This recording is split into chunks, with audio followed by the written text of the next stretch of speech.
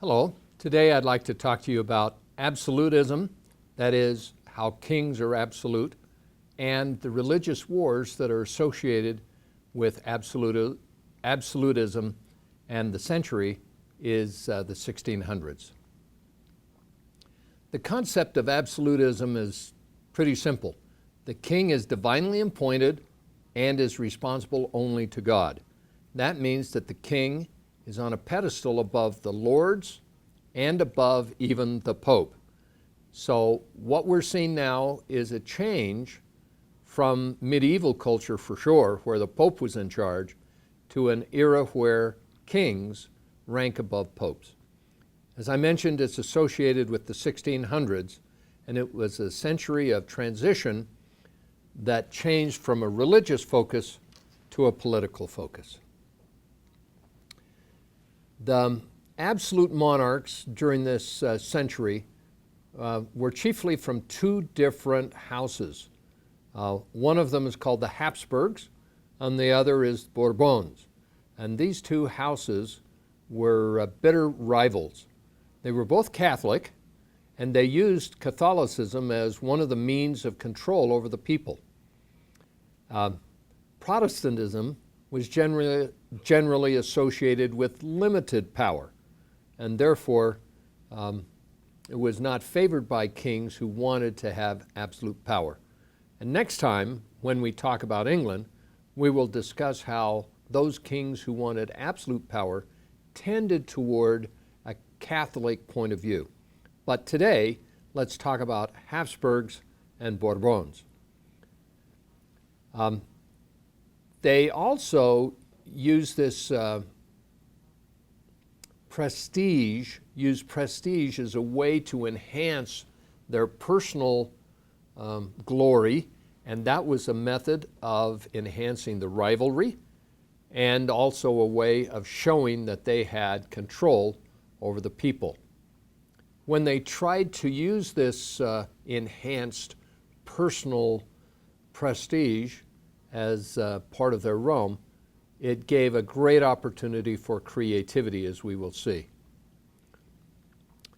The political rivalry really began with France feeling threatened by the Bourbons.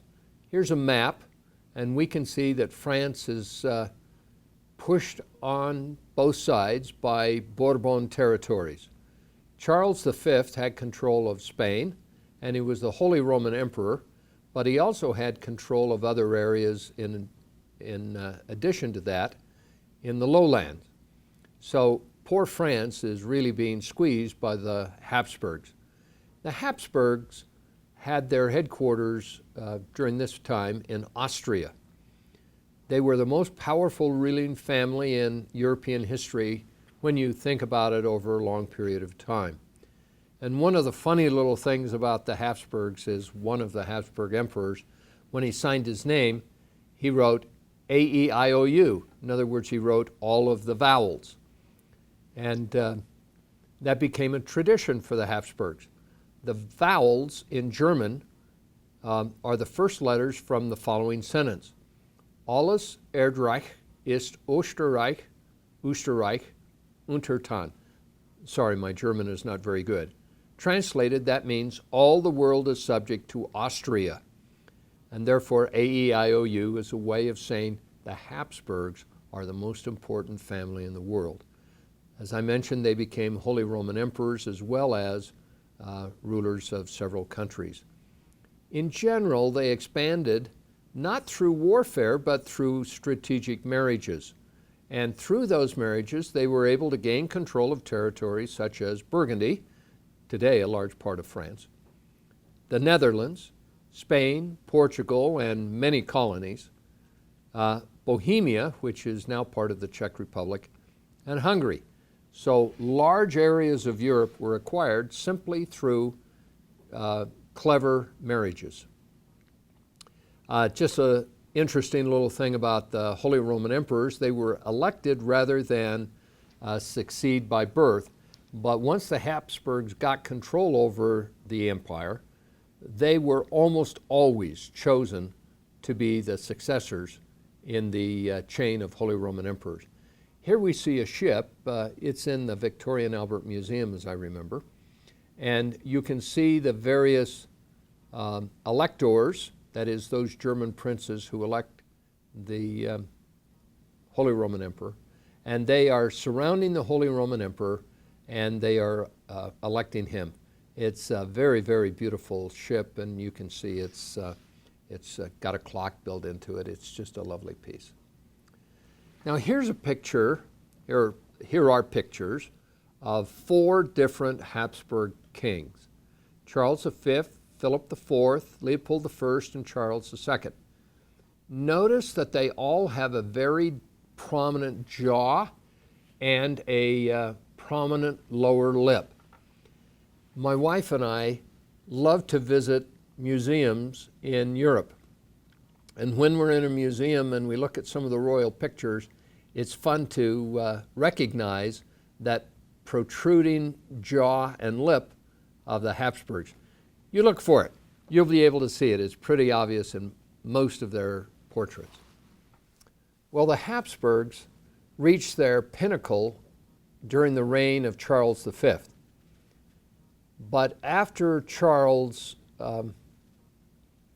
was disappointed, I think is the right word, in Luther at the time of the Reformation, that really began a decline, because shortly after that, northern Germany separated, and although they were still part of the Holy Roman Empire, they really didn't want to belong to Charles, and they obviously had loyalties elsewhere.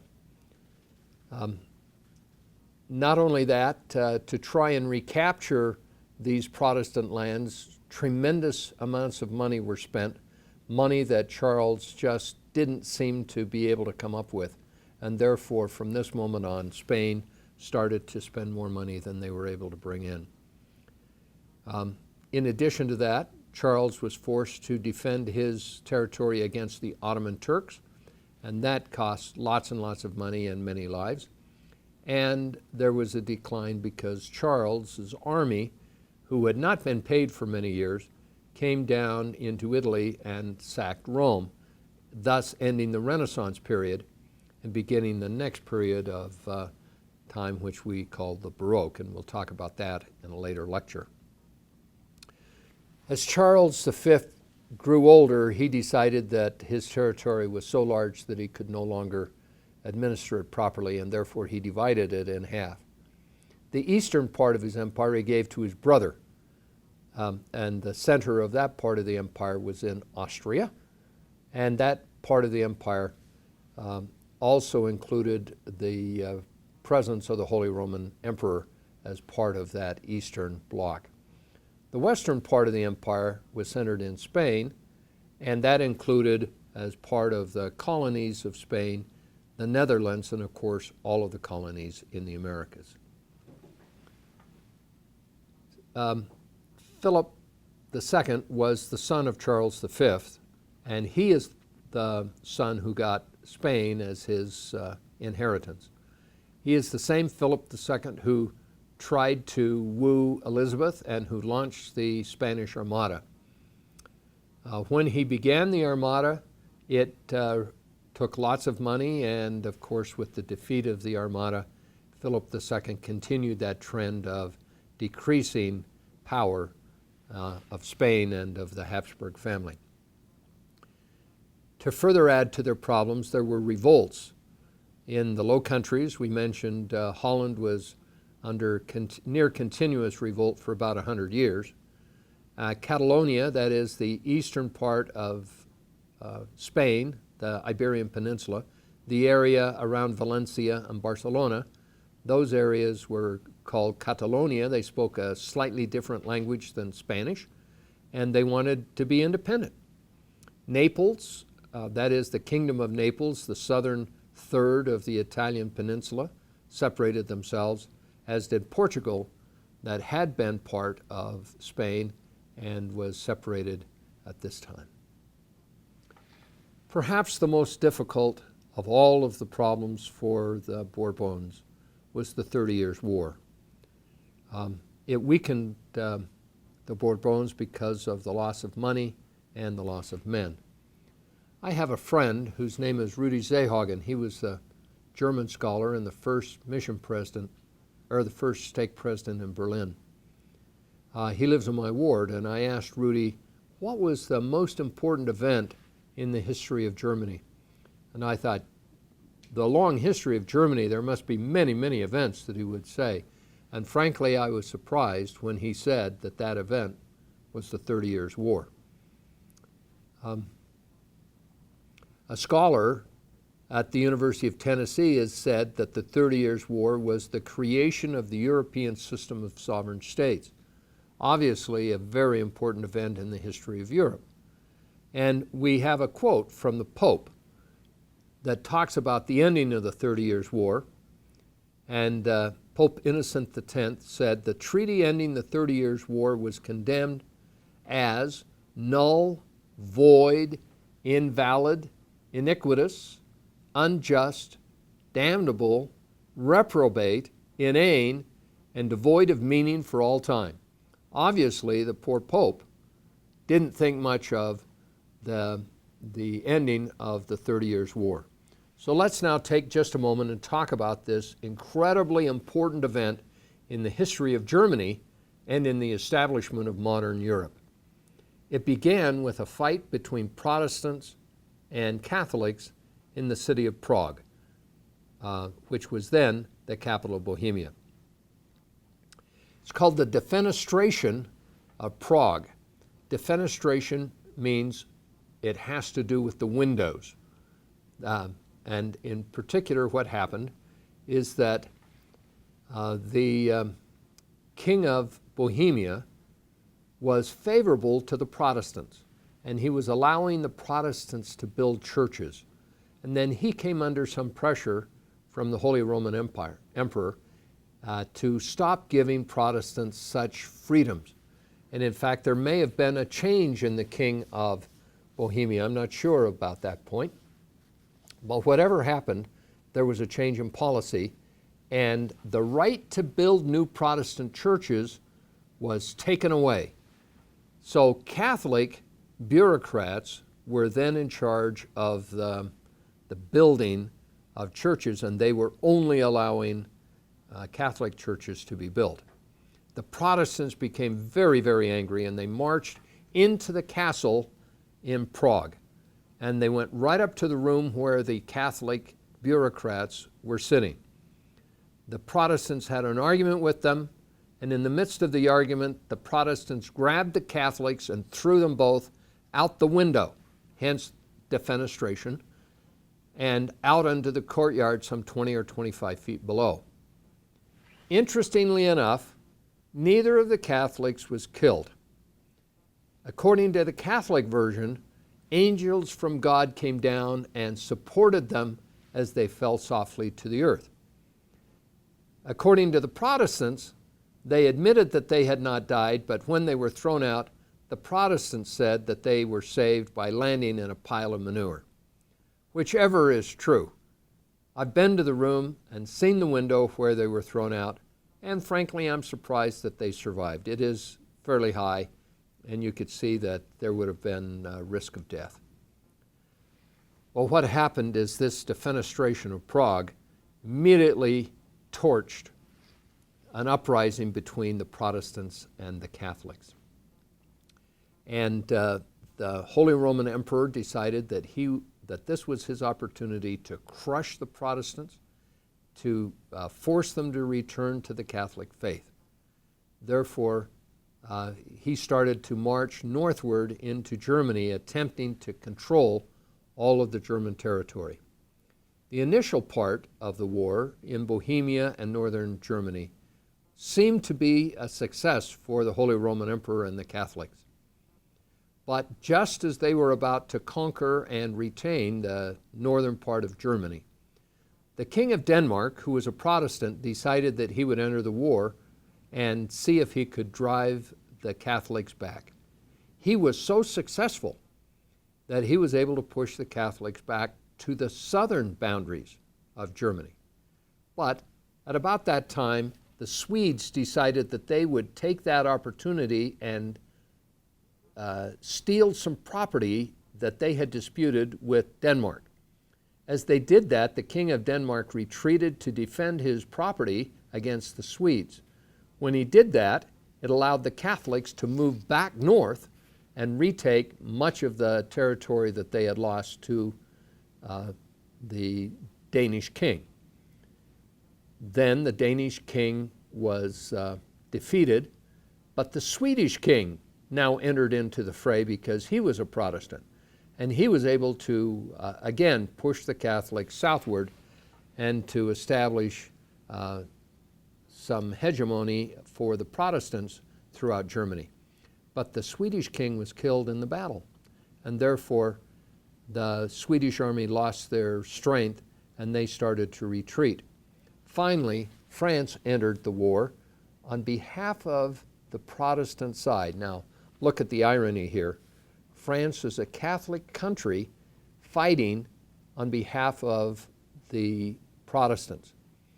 This act alone shows the shift from religious wars to political wars.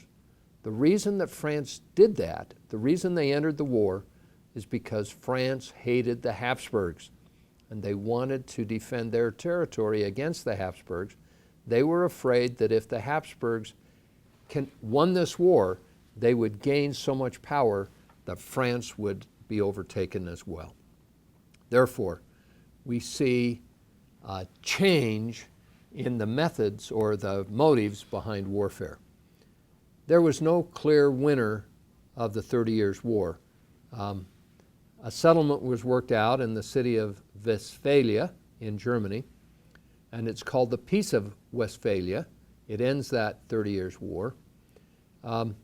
It was settled by an international peace conference where parties from all of the warring sides got together and they decided how they would divide up Europe. And they assigned a king to a territory. And for the first time, really, we get firm boundaries with a king in charge of that territory. And hence, the modern European state was created at this time. We also see a vast reduction in the power of the church. Each of these kings could decide what the religion would be for their territory, and it made the Pope very, very angry and reduced the importance of religion with respect to politics. Well, the 30 Years' War lasted so long simply because it was a religious war, at least in the beginning, and religion was very, very important in the early 1600s. Finally, it was extended because of politics, and we see the rise of politics as an important factor in warfare. The war ended in 1648, which became a key year. When we began this course, I showed this slide showing three different time periods, 1500 to 1648, the year that we've just discussed. That was a period dominated by the issue of what to believe in religion. And in essence, the first estate, that is the religion estate or the church, was redefined during this period, and the result was that the church went from preeminent to secondary or perhaps tertiary in importance. We will now begin a period beginning 1648 and extending to 1789 where the second estate is defined. We will talk about absolute monarchs, and then next time we'll talk about limited monarchs. And the discussion will be, how did these two forces contribute to each other and interact? And finally, later on in the course, we'll talk about how the third estate was dominated. Well, let's finish with the total collapse of the Habsburgs. There was a war called the War of Spanish Succession, where the Habsburg king died in Spain without an heir. There were claims launched from the Bourbons in France and the Habsburgs, the other side of the family, in Austria. A war was fought, and it was fought not only in Europe, but throughout the world, wherever these powers had colonies. The major victors in this war were the English, who came in and seized the opportunity to gain prestige and power. The Duke of Marlborough was the one who was the ruler of the Spanish forces. He was given, as part of his rewards for winning the war, a beautiful palace called Blenheim Palace or Blenheim Castle, and here we see a picture of it.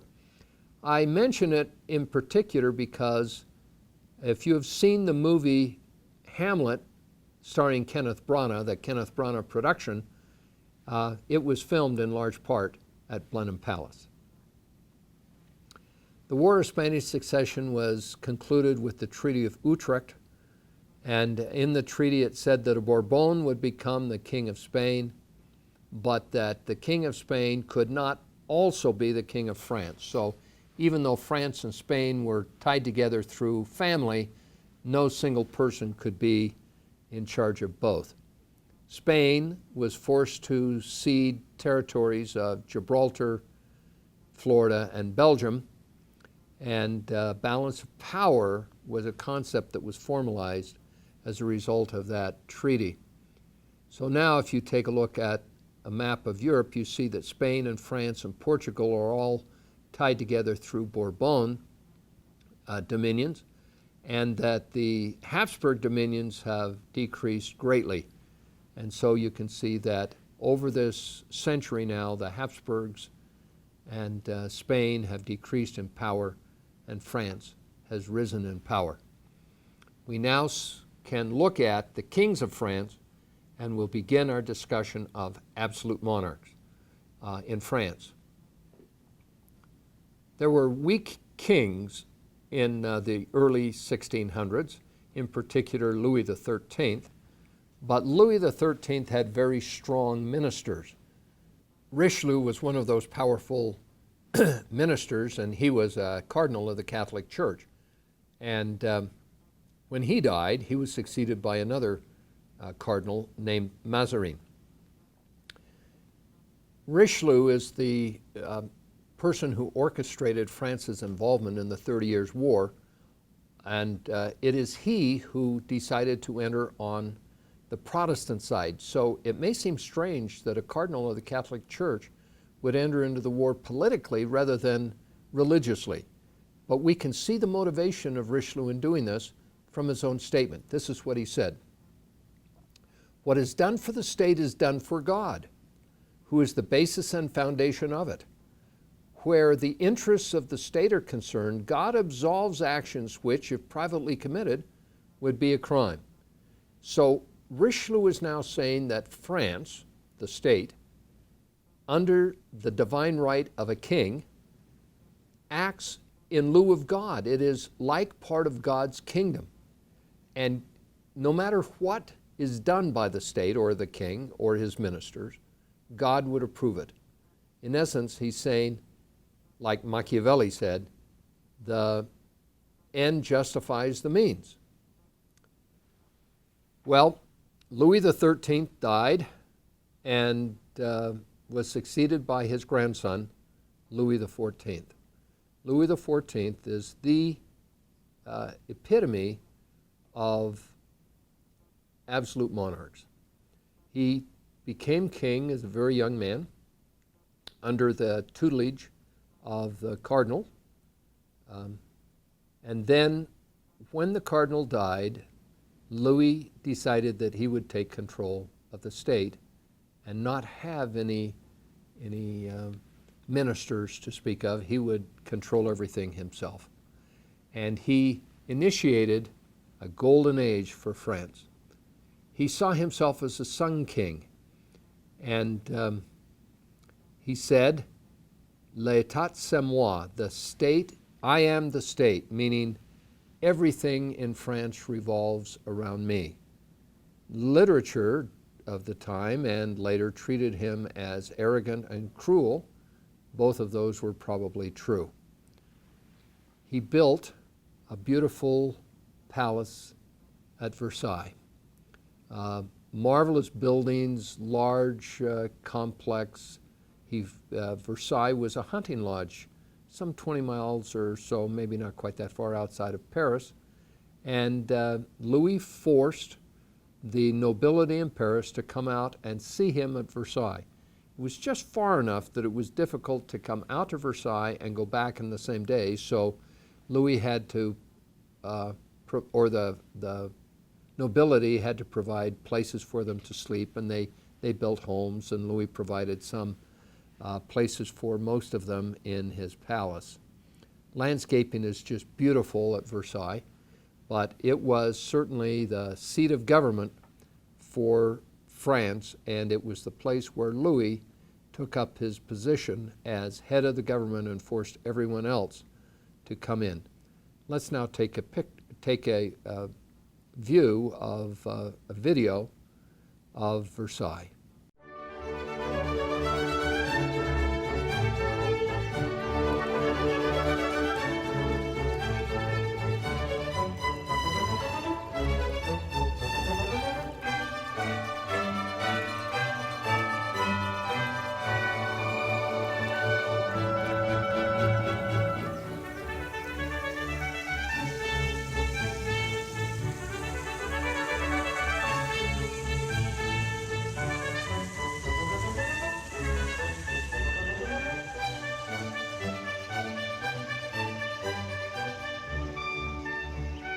Versailles, the enchanted palace where all is splendor and delight, where the marriage of art and nature produce perfection. Versailles, its other face, a formidable instrument of power built by Louis XIV. The great Bourbon king moved the center of power away from Paris, as if to distance the court from the whispers and intrigues of the capital and the plots that have haunted him since childhood. Here, the king gathers all the nobility of his realm about him, under his watchful eye. Soon more than 3,000 princes, courtiers, ministers, and servants live at Versailles.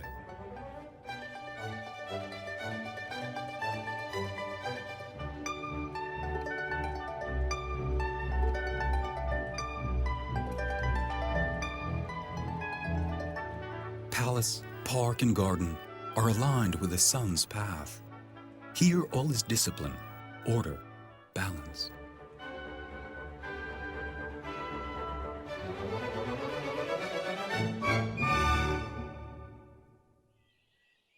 The daily routine at Versailles was very interesting. It was very formal. Louis would be awakened in the morning by certain officials, sometimes nobility, and there would be a brief awakening and then a more elaborate awakening a little later on. And all of those things showed the power of the king as everyone became subservient to him. Let's take a look at a video that talks about that. The royal bed is protected by a gilded railing. Above the canopy, the personification of France watches over the sleeping king.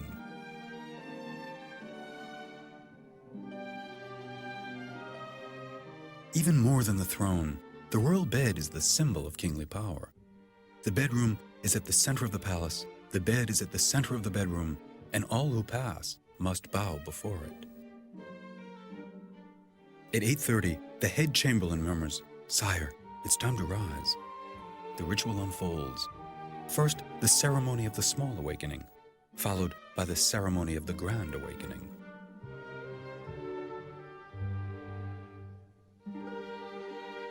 There is a constant stream of comings and goings. On an average morning, at least 100 people can be seen bustling in and out. Not only wardrobe and chamber attendants, but also bishops, ambassadors, provincial governors, and parliamentary officials who rise at dawn to be present at the Grand Awakening. One must be there to hear the news, to gossip, but more importantly, to be seen. Once the ritual of the Grand Awakening is completed, the king meets with his counselors in the adjoining room, the official royal office. In the mid-18th century, Louis XV completely transformed this room, but nevertheless, it has always been the reigning heart of the realm, the symbol of the scepter and hand of justice.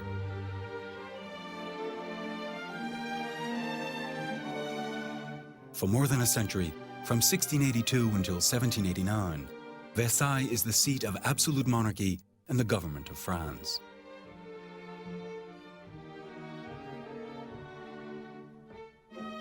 The king rules alone. He demands consistency and obedience from his ministers. In this room, every day he summons his counselors, signs documents, and receives petitions both grand and humble. It is the place where his subjects may address him directly. Well, when you go through Versailles, it is just a marvelous experience. Whenever I've been there, I've just been amazed at how beautiful the ceilings are and the paintings, the woodwork and the gilt decorations. I remember one of the very first times I went there, I happened to be leading a BYU travel study group, and as we were coming to Versailles, there were about 50 of us. We had a local guide, which you're required to have. And as we came into Versailles, the guide went in to get our tickets, and the guide came back and she said, "I'm very, very sorry, Dr. Strong, but there has been a mistake and we are not permitted to go in today. They have put us down for tomorrow." And I said, "Well, we can't change the schedule." And she said, "Well, you can go in as individuals, but you cannot go in as a tour group." And I said, "What does that mean?" And she said, "Well, you can kind of stay together, but I cannot accompany you. In fact, I am forbidden to enter the palace today." And I said, "Well, we certainly would like to have your insights into the palace." And she said, "Well, maybe there's something that we can do."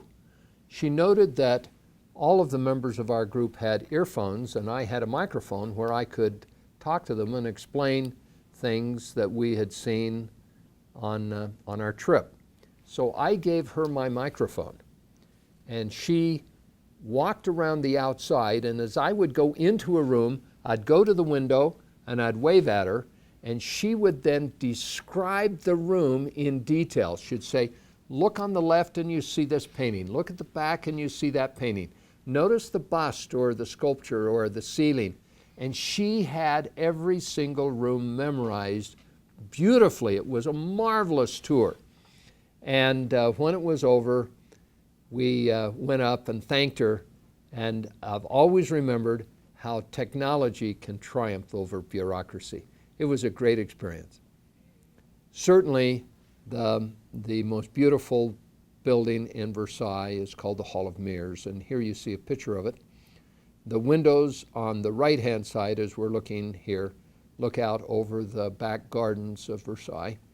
And opposite each window, and shaped exactly like it, is a mirror. The mirrors were very expensive back in those days. But the net effect is, of course, light being radiated back and forth between the mirrors and the windows. If you look at the ceiling, you see that it's a beautiful masterpiece of Greek mythology, and it emphasizes Apollo, the sun god, and that, of course, is supposed to represent Louis XIV. Here's some shots of the gardens and the lake in Versailles and the fountains. They are just absolutely beautiful. No wonder that from the time this palace was built until the end of kings in Europe, kings have attempted to capture some of the magnificence of Versailles. Well, Louis XIV was an absolute monarch. He was in charge of everything. In fact, he is reported to have said, "Roi, loi, foi." Pardon me again, my French is very bad. But that means one king, one law, one faith. They are the three pillars on which absolutism was based. The king portion means that the king is given power, and he supports that power through a standing army. And the army was paid for by a bureaucracy that was very efficient in collecting taxes. Second was the law, the bureaucracy that gave the king legal and administrative control. And finally, foi, or religion, faith, And Louis XIV repealed the Edict of Nantes, the Edict of Toleration, and made Catholicism, again, the state religion. So let's ask the question, if an absolute monarch is absolutely powerful, why does he have to be creative? You might think about prestige. Louis wanted to be creative to show the prestige, or at least he created an environment, obviously rewarding his own prestige, where people could be creative. Louis did not make Versailles, but the architects who made Versailles were given the space to create it and the resources to build it by Louis's creativity. So even though he was absolute, he had to orchestrate the creativity in order to enhance his prestige. Absolute monarchs, creative, absolutely. Thank you.